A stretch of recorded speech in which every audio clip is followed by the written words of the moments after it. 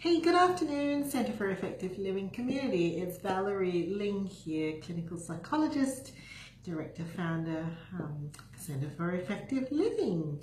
Here we are again on another Friday afternoon. I'm about to head off, and today I've got a segment for you. It's under the Psych Hacks segment, which is just life tips and general practical tips that come from psychology. And today's psych hack tip comes out of a resiliency and burnout prevention seminar that I conducted earlier this week with some chaplains. And we were actually talking about how do you actually switch off from work. And it's a question I commonly get asked: how do you actually switch off from your work? First of all, I would say that for me, walking and journeying with my clients as I've done today, how many have I done today? I think 5 or 6 today since 8 o'clock this morning, is by no means a burden. It is really for me a privilege, and I never feel that when I walk out of a day of clinic that I'm actually burdened or bogged down by my clients. What might happen though for me is that I might actually carry it home with me, and even though they've left the session, I may not have quite fully left myself, in that I'm still trying to figure out how to help them and trying to actually carry that with me, which can be something that can lead to a therapist burnout. But for you, it might be different. You might be having a rather stressful period at work at the moment, or you might be finding that you're rather quite exhausted by what's happening at work. And even though it's Friday afternoon, even as you're driving home, you're not feeling like you've wound down. Oh, hello, got a little like there. And so my segment today, the psych hack tip, is how do you actually switch off? How do you actually clock off such that you transition from your work role into a rest role? Well, at the chaplaincy seminar that I was at this week, we talked about a couple of things. Number one, we talked about a symbolic switch off. What is a symbolic switch off?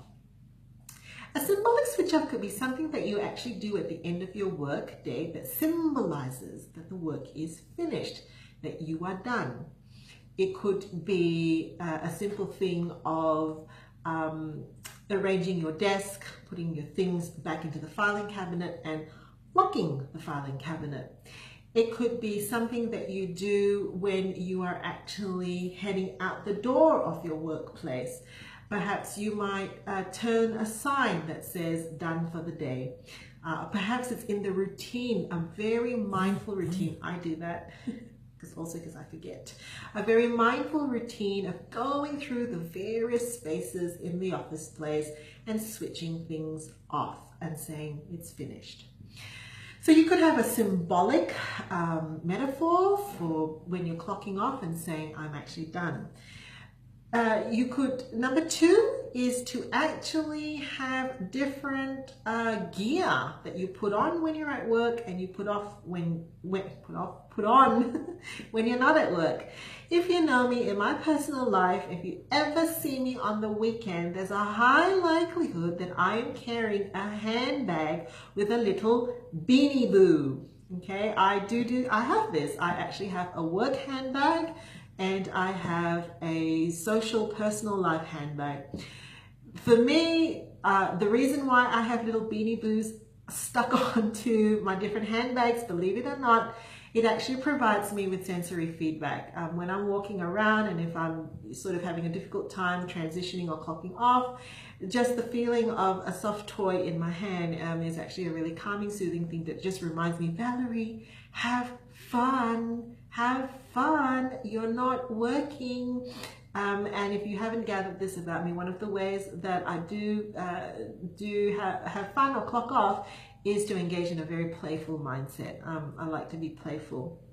Okay, so what was that? Point number 2. Oh yes, so you can actually have set work equipment and set leisure equipment. And the final thing, the third thing, is the cognitive switch off. How do you actually say to yourself, give permission to yourself to say it's okay, a job well done, it's finished, it's time to go and be a human being again.